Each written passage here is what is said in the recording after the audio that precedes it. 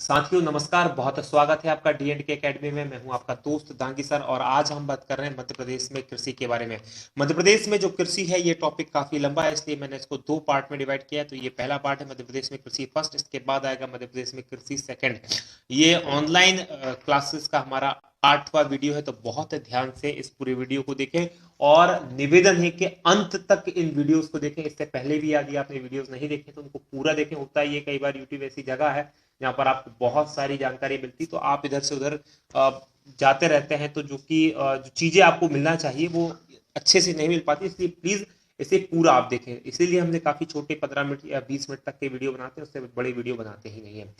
यदि आपको ये वीडियो पसंद आए तो लाइक करें, कमेंट करें और चैनल को सब्सक्राइब करें। ये पूरी तरह से फ्री है और यदि आप चैनल को सब्सक्राइब करते हैं तो आपको हमारी वीडियोस आपके होम पेज पे मिल जाएंगे। आपको उन्हें ढूंढने के लिए बहुत ज्यादा परेशान नहीं होना पड़ेगा और साथ में नए वीडियो जो है आपको उसका नोटिफिकेशन मिल जाएगा। साथ में हमारे चैनल को शेयर जरूर करें। शेयर करने के लिए, सब्सक्राइब करने के लिए आप कंप्यूटर से यदि देख रहे हैं तो नीचे की तरफ शेयर सब्सक्राइब का बटन है, उसके नीचे शेयर का बटन है। यदि आप मोबाइल पर देखते हैं तो यहाँ पर आप देख पाएंगे कि ये सब्सक्राइब का बटन है और ये शेयर का बटन है। जिसे अपने फेसबुक, व्हाट्सएप जहां भी आप हो सके शेयर करें, ये आपका कंट्रीब्यूशन होगा हमारे लिए।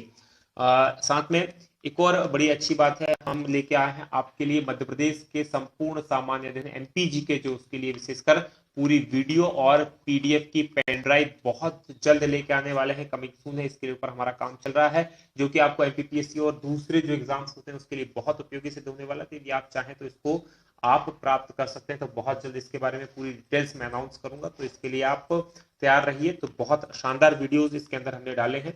और बात करें इसके अलावा हमारी DKMPSC.com जो एमपीपीएससी की तैयारी करने वालों के लिए बहुत शानदार वेबसाइट है, आप इसको जरूर सर्च करें। हमारे यूट्यूब चैनल दो और है, अमेजिंग वर्ल्ड, यहाँ पर आप चाहें तो इसको भी नीचे डिस्क्रिप्शन में लिंक दिया हुआ है, तो आप इसको एक बार जरूर देखें।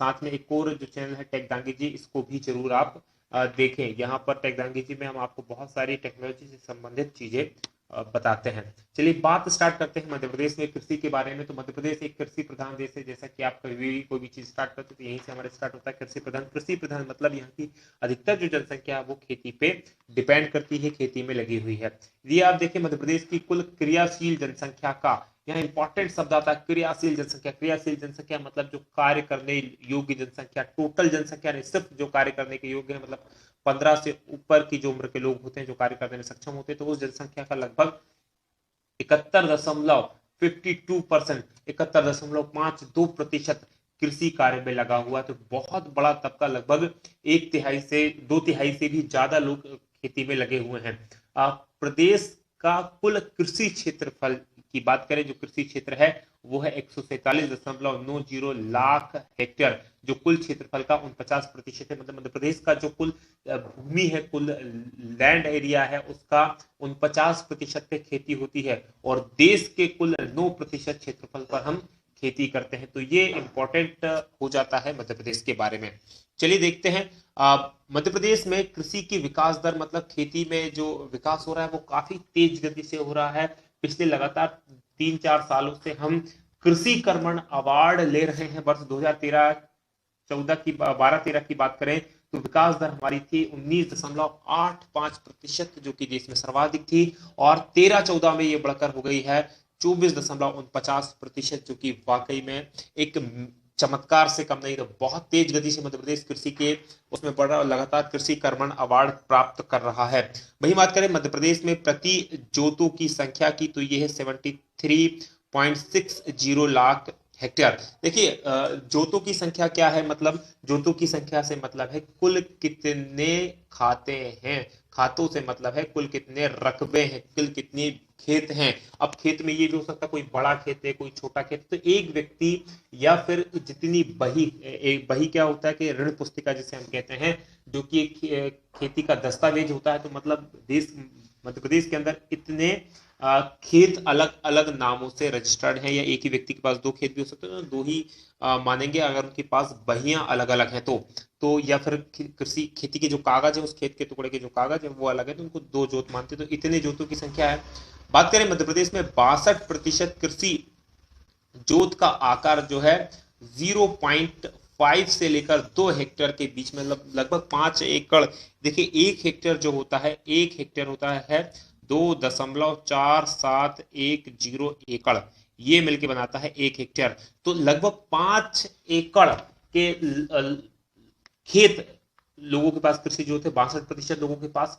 वही बात करें 20.7% कृषि जोतों का आकार 2 हेक्टेयर से 4 हेक्टेयर के बीच में है, तथा 17.3% कृषि जोतों का आकार 4 हेक्टेयर से अधिक है। मतलब 4 हेक्टेयर से अधिक यानी कि 10 एकड़ से अधिक वाले किसान बहुत कम है।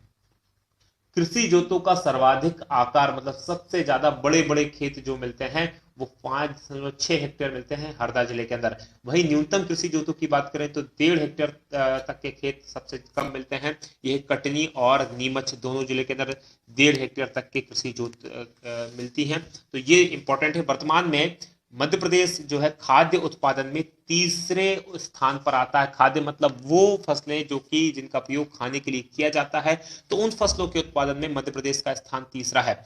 देश के कुल खाद्यान्न का 10.2% मध्य प्रदेश उत्पादन करता है। मतलब देश में अगर 100 क्विंटल खाद्यान्न पैदा होता है, यहां मैं खाद्यान्न की बात कर रहा हूं, इंपॉर्टेंट ध्यान दीजिएगा। खाद्यान्न मतलब वो फसलें जिनका खाने में उपयोग होता है, जैसे गेहूं, चावल, मक्का, ज्वार, ये जिन फसलें हैं जो खाद्यान्न में गिनी जाती है, तो इनका 10.2% उत्पादन मध्य प्रदेश के अंदर होता है।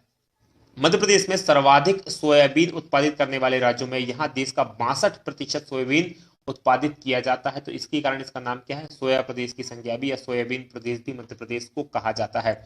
और तिलहन के उत्पादन में मध्य प्रदेश का स्थान पहला है। तो यहां पर ये जो चीजें हैं इनको आप ध्यान रखिएगा, जैसे किस में पहला है किस में दूसरा है, तो ये इंपॉर्टेंट हो जाती है और लगातार पूछी जाती है, इसलिए इसको थोड़ा सा ध्यान से दिमाग में रखिएगा। अगली बात करें खरीफ की फसलों की, कि खरीफ की फसलें क्या होती हैं।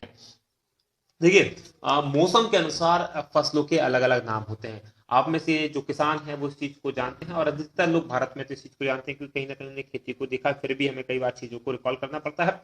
तो देखें खरीफ की फसलों की जो बुवाई होती है या उनके जो बीजारोपण होता है वो जुलाई अगस्त के महीने में उनको बोई जाती है, और उनकी जो कटाई होती है नवंबर दिसंबर के आसपास, सितंबर अक्टूबर के या नवंबर के आसपास तक उन्हें काटा जाता है। तो ये बहुत मेजर पॉइंट होता है, जिससे सोयाबीन की फसल जब बारिश हो रही होती है तब इसको बोया जाता है, बारिश से स्टार्ट होती है तब, और बारिश के बाद इसे काटा जाता है। प्रमुख खरीफ की फसलों की बात करें तो वो है चावल, मक्का, ज्वार, बाजरा, उड़द, मूंग, तुअर, कपास, तिल, मूंगफली, सोयाबीन और ज्वार। ज्वार एक इंपॉर्टेंट फसल है। ज्वार जो है वो खरीफ की फसल भी है और रबी की फसल है। इसे खरीफ में भी बोया जाता है और रबी में बोया जाता है। जो खरीफ की फसलें होती हैं इन्हें स्याल भी कहा जाता है, स्याल या स्यालू फसलें। गांव की जो भाषा है, जो यहाँ की पारंपरिक भाषा है, उसके अंदर स्यालू या स्याल फसलें भी इन्हें कहा जाता है। बात करें रबी की फसलों की, तो रबी की फसलें जो है नवंबर के आसपास बोई जाती हैं और मार्च में काटी जाती हैं। तो ये इंपॉर्टेंट है, फरवरी मार्च के आसपास इनकी कटाई की जाती है। इनको पकने के लिए ज्यादा टेम्परेचर की आवश्यकता होती है और इनके लिए सिंचाई की व्यवस्था अलग से करने की जरूरत होती है। प्रमुख फसलों की बात करें तो इसके अंदर गेहूं, चना, मसूर, मटर आदि ये जो फसलें हैं ये रबी की फसलें हैं। इन फसलों के जो स्थानीय नाम है इन्हें उनालू फसलें भी कहा जाता है। उनालू फसलें इनको कहा जाता है। और ज्वार और जो अलसी है वो रबी और खरीफ दोनों में बोई जाने वाली फसल है, इसलिए इंपॉर्टेंट है, इसको थोड़ा सा ध्यान रखिएगा। जायद की फसलें तीसरे प्रकार की फसलें होती है जायद की।